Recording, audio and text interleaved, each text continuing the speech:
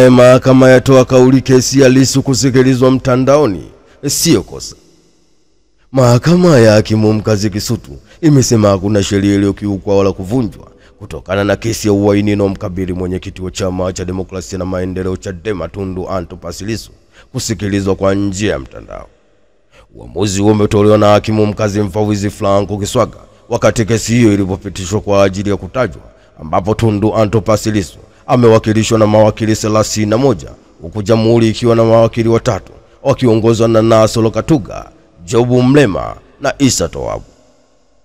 Katika kesi hiyo imeahirishwa hadi Mei 6 mwaka 2025 ambapo itasikilizwa kwa njia ya mtandao. Hakimu Kiswaga amesema amesikiliza hoja kutoka pande zote mbili, na miongoni mwa uamuzi aliotoa hakimu Kiswaga katika kesi hiyo iliyosikilizwa kuanzia saa 6 mchana mpaka saa 11 jioni, amesema kuhusu hoja ya mshtakiwa kufikishwa mahakamani na kesi isikilizwe kwa njia ya mtandao, kuna sheria inaipa mahakama hii mamlaka. Ndio maana leo kesi hii imeendeshwa kimtandao. Kwa hiyo sio lazima mahakama kuomba, bali yenyewe inaweza kuendesha kesi kwa vile inavyopenda, kama iendeshe kawaida ama kwa mtandao. Kuhusu hoja ya mahakama ifanye nini tarehe zijazo, ni kwamba mahakama itatoa linki kwa pande zote mbili, kiasi kwamba umma unaweza kutaarifiwa mwenendo huu tena kwa watu wengi zaidi, maana mahakama hii inaona sheria haijakiukwa wala kuvunjwa. Hivyo haimaanishi shauri hili mwanzo mwisho kwamba litasikilizwa kwa njia ya mtandao, na ailisha kesi hadi Mei 6 mwaka 2025 ambapo itasikilizwa kwa njia ya mtandao. Kwa mara ya kwanza Tundu Antipas Lissu alifikishwa mahakamani Aprili 10 mwaka 2025 akikabiliwa na kesi mbili ya uchochezi na kesi ya uhaini. Ni taarifa kutoka jijini Dar es Salaam. Hatimaye mahakama ya hakimu mkazi Kisutu imesema hakuna sheria iliyokiukwa wala kuvunjwa kutokana na kesi ya uhaini inayomkabili mwenyekiti wa Chama cha Demokrasia na Maendeleo Chadema Tundu Antipas Lissu. Chadema iliripoti kifo cha mtu mmoja. Chama cha Demokrasia na Maendeleo Chadema kimesema viongozi wa chama hicho akiwemo makamu mwenyekiti wa Chama cha Demokrasia na Maendeleo Chadema John Heche, naibu katibu mkuu Zanzibar na mkurugenzi wa fedha na uchumi, wakiwa pamoja na wengine 6 wamefikishwa katika hospitali ya Mwananyamala kwa matibabu baada ya kupigwa na kutelekezwa na polisi maeneo ya Mambwepande jijini Dar es Salaam. Majina waliotambulika hadi sasa ni Peter Alex Kilomba, Emmanuel Severini, Robert Mawege, Kanifa Musa, Emmanuel Modest, Muhiana Nasri, Abdalla Saidi, ambapo chama hicho kimesema mtu aliyefariki ameshindwa kutambuliwa kwa haraka kutokana na polisi kutoshusha mwili wake hapo hospitalini ambako Chama cha Demokrasia na Maendeleo Chadema walikuwa wakimsubiri. Hali ya naibu katibu mkuu na mkurugenzi wa fedha ni mbaya, na taratibu za kuwapeleka katika hospitali ya juu kwa matibabu maalum zinaendelea. Ukatili huo ustahili kupita kimya. Tutaendelea kufuatilia kwa karibu, hatua lazima zichukuliwe.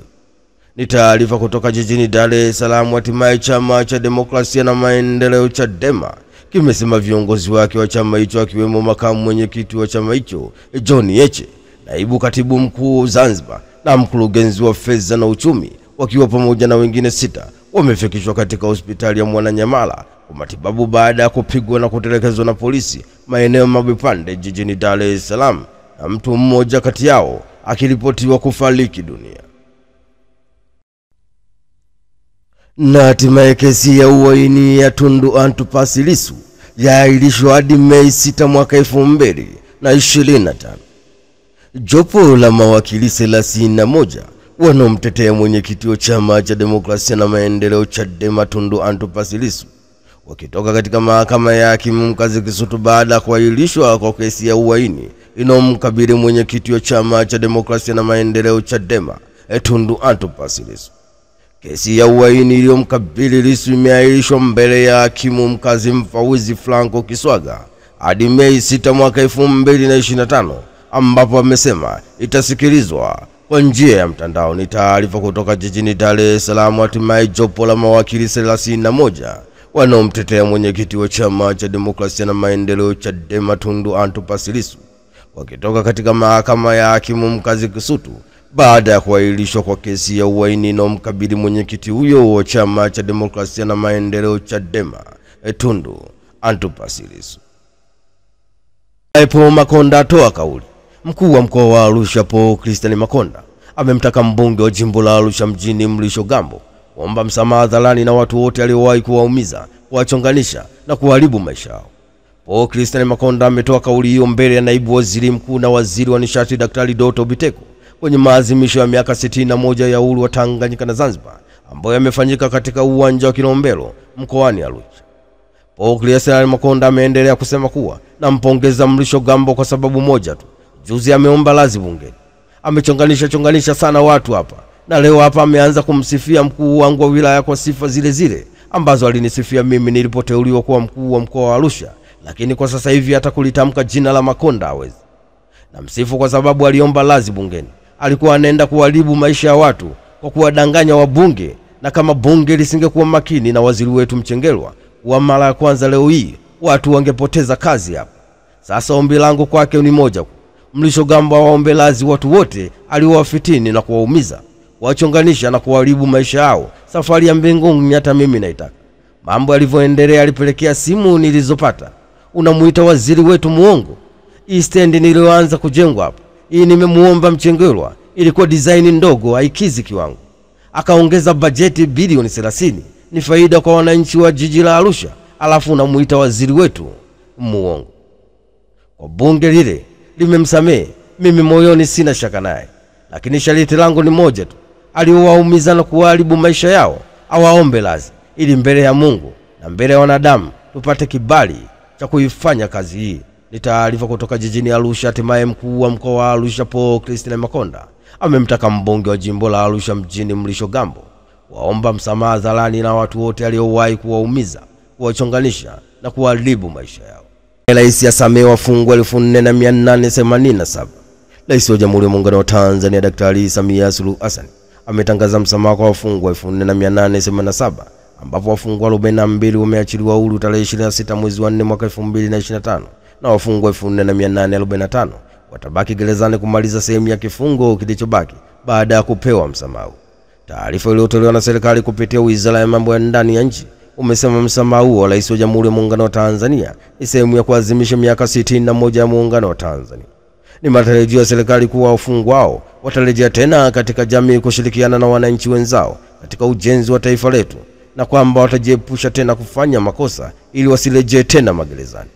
Miongoni wa wafungwa walionufaika na msamaha huo ni wafungwa wa kunyongwa waliomaliza taratibu za kimahakama, ambapo watabadilishiwa adhabu ya kifo na kuwa kifungo cha maisha. Wafungwa waliobadilishiwa adhabu ya kifo kwa msamaha wa rais kutoka adhabu ya kifo na kuwa kifungo cha maisha gerezani watabadilishiwa adhabu ya kifungo cha maisha na kuwa kifungo cha miaka 30 gerezani. Wengine waliopata msamaha ni wale wazee wenye umri zaidi ya miaka 70 au zaidi ambao wamehukumiwa kifungo cha muda maalum.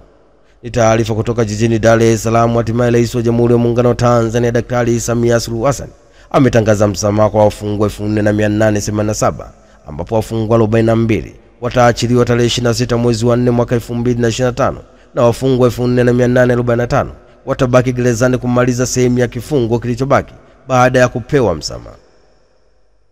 Hukumiwa miaka 30 jela kisa kukutwa na mimea 20 ya bangi. Mahakama ya wilaya na Nyumbu mkoani Mtwara imemhukumu kifungo cha miaka 30 jela Amina Musa mwenye umri wa miaka 47, mkazi wa kijiji cha Mchiga, kwa kosa la kupatikana na mimea 120 ya dawa za kulevya aina ya bangi. Kaimu kamanda wa polisi mkoa wa Mtwara Mtaki Kajula ametoa taarifa hiyo wakati akielezea mafanikio ambapo polisi wamefanikiwa mahakamani, ambapo amesema ni kwamba jeshi la polisi Tanzania lilipata taarifa kutoka kwa msiri juu ya uwepo wa mimea ya dawa za kulevya aina ya bangi katika shamba la Mtiwa Atiani, ambapo alikuwa amepanda zao la ufuta na kuchanganya na mimea hiyo ya dawa za kulevya aina ya bangi. Jeshi la polisi limefanya doria katika shamba hilo na kufanikiwa kumkamata Mtiwa Atiani akiwa katika shamba lake. Mtiwa Atiani alikiri kumiliki shamba na mimea hiyo kwa lengo la kujipatia kipato, na hivyo alifikishwa mahakamani na kuhukumiwa Aprili 16 mwaka 2025. Ni taarifa kutoka Mtwara. Hatimaye mahakama ya wilaya na Nyumbu mkoani Mtwara imemhukumu kifungo cha miaka 30 jela Amina Musa mwenye umri wa miaka 47, mkazi wa kijiji cha Michiga, kwa kosa la kupatikana na mimea 120 ya dawa za kulevya aina ya bangi. Heche na wasaidizi wake waachiwa na jeshi la polisi. Makamu mwenyekiti wa Chama cha Demokrasia na Maendeleo Chadema Bara John Heche amesema yeye na wasaidizi wake wameachiwa na jeshi la polisi baada ya kukamatwa akiwa pamoja na Chacha Heche, mwenyekiti wa Chama cha Demokrasia na Maendeleo Chadema mkoa wa Mara, na walinzi wawili wakielekea kusikiliza kesi inomkabili mwenyekiti wa Chama cha Demokrasia na Maendeleo Chadema Tundu Antipas Lissu kwenye mahakama ya Kisutu.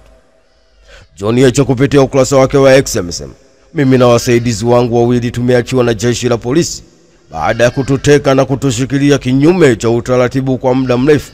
Hakuna kiwango cha udhalilishaji wala vitisho wala mauaji kinachoweza kuzuia kiu yetu ya kutafuta mabadiliko. Tutapigania demokrasia kwa gharama yoyote ile, na tunawaeleza Watanzania hapo baadaye.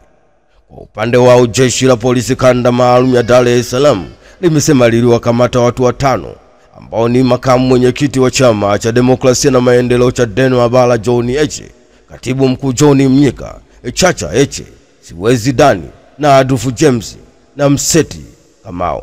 Na baada ya mahojiano, dhamana zao zilikuwa wazi.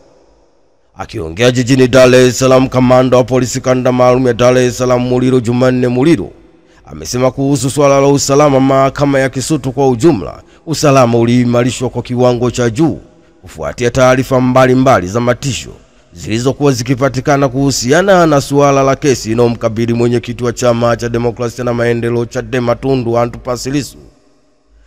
Kazi ya kuzuia vitendo vya kihalifu inaendelea, kwani hilo ni jukumu kubwa la msingi la jeshi la polisi. Jeshi la polisi linatoa wito kwa wananchi wote kutojihusisha na vitendo vya kihalifu, kwani halitakuwa na huruma, lakini litamshughulikia yeyote yule kwa misingi ya sheria. Ni taarifa kutoka jijini Dar es Salaam. Hatimaye makamu mwenyekiti wa Chama cha Demokrasia na Maendeleo Chadema Bara John Heche amesema yeye na wasaidizi wake wameachiwa na jeshi la polisi baada ya kukamatwa wakiwa pamoja na Chacha Heche, mwenyekiti wa Chama cha Demokrasia na Maendeleo Chadema mkoa wa Mara, na walinzi wawili wakielekea kusikiliza kesi inomkabili mwenyekiti wa Chama cha Demokrasia na Maendeleo Chadema Tundu Antipas Lissu kwenye mahakama ya Kisutu.